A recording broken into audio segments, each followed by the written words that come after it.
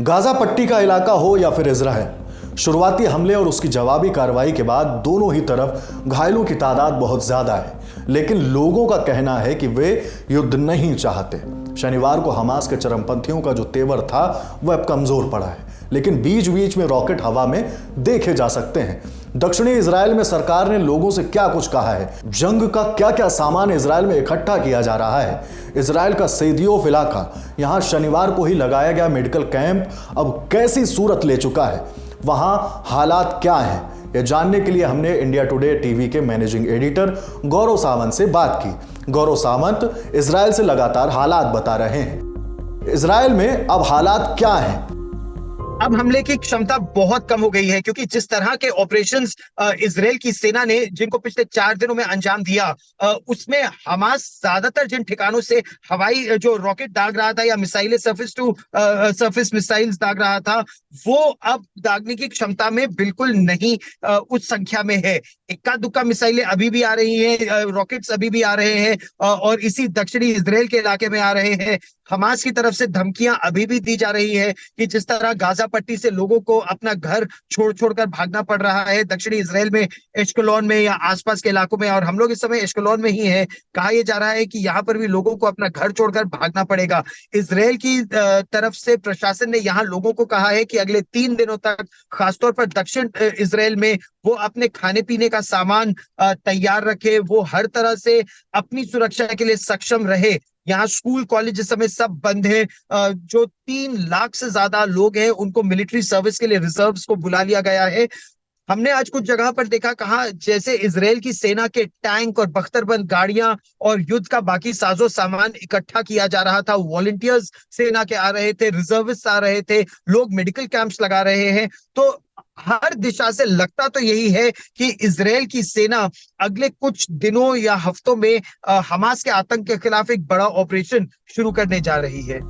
जनता को क्या निर्देश दिए गए? इजराइल को इस समय अगर आप देखें तो यहाँ की जनसंख्या कम है, देश बहुत बड़ा नहीं है, लेकिन 900 से ज्यादा लोग मारे जा चुके हैं जब हमास के आतंकवादियों ने इस देश पर हमला किया।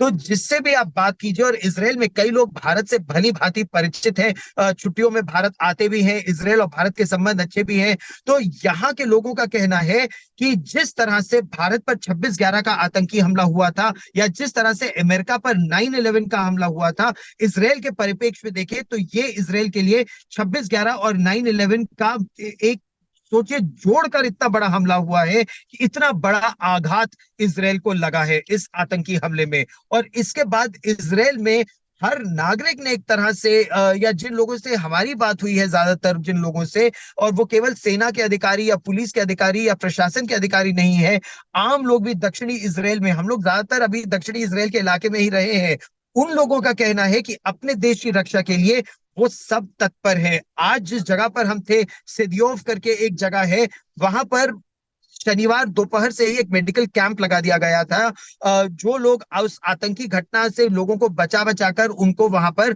लाया जा रहा था, उपचार किया जा रहा था। अब वही मेडिकल कैंप एक मिलिट्री ऑपरेशन का मेडिकल कैंप बन जा रहा है, और वहां पर सब तैयारियां की जा रही हैं कि अगर इजराइल की सेना गाजा पट्टी में घुसती है तो किस तरह के ऑपरेशंस इजराइल की सेना की रक्षा के लिए वहां पर इस्तेमाल किए जाएंगे। रिजर्विस्ट वहां, क्या मेडिकल टीम्स वहां पर है, खाना पानी का सामान, दवाइयां, सब कुछ वहां इकट्ठा की जा रही है। तो ये देश सीधे तौर पर अब एक बड़े युद्ध की दहलीज पर खड़ा है, युद्ध की कगार पर है। हमास के हमले के बाद इजराइल के लोग क्या बोले? इस समय मैं दक्षिणी इजराइल में हूं, और दक्षिणी इजराइल का ये जो एश्कोलोव और एश्कोलोव के आसपास का इलाका है, ये सबसे बुरी तरह प्रभावित इलाका रहा है। स्त्रिदोत का जो इलाका है, वहां तो आज भी खुले तौर पर जाने की मनाही है, क्योंकि ऑपरेशंस अभी भी चल रहे हैं। उसके अलावा ये जो पूरा क्षेत्र है दक्षिणी इजराइल का, ये बहुत ज्यादा तरीके से प्रभावित हुआ था, क्योंकि यहाँ पर छोटे छोटे किबुत्स, छोटे छोटे गांव, छोटे छोटे कस्बे, जहां लोग रह रहे थे और त्योहार मना रहे थे, उस उन पर इतना बड़ा हमला, जिसका इजराइल को अंदेशा भी नहीं था, इतना बड़ा हमला हुआ। इसीलिए इजराइल अब एकजुट होकर उससे लड़ने की तैयारी में है।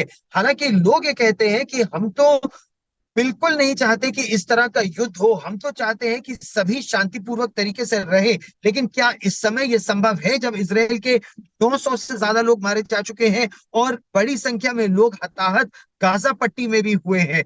तो अब दोनों ही तरफ से ज्यादा हिंसा संभवतः आने वाले दिनों और हफ्तों में हम देखेंगे, और ये क्षेत्र एक बार फिर धू कल जल उठेगा। लेबनान की अगर बात करें तो वहां पर हिजबुल्लाह ने अमेरिका को धमकी दे दी है कि अगर अमेरिका इस युद्ध में घुसा तो जो अमेरिका के बेसिस है मिडिल ईस्ट में, उनको निशाना बनाया जाएगा। और ऐसे में अमेरिका का जो कैरियर बैटल ग्रुप है वो मेडिटेरेनियन सी में आ गया है, और उसमें एक एयरक्राफ्ट कैरियर बैटल ग्रुप जिसमें 100 से ज्यादा लड़ाकू विमान, हेलीकॉप्टर, टोही विमान सब मौजूद हैं। तो अब ये पूरा क्षेत्र एक तरह से बारूद के ढेर पर बैठा हुआ है। यह बातचीत 10 अक्टूबर को हुई थी। आगे जो भी अपडेट होगा हम आप तक पहुंचाते रहेंगे। हमारे साथी साजिद ने यह जानकारी जुटाई है। देखते रहिए द लल्लन टॉप। शुक्रिया।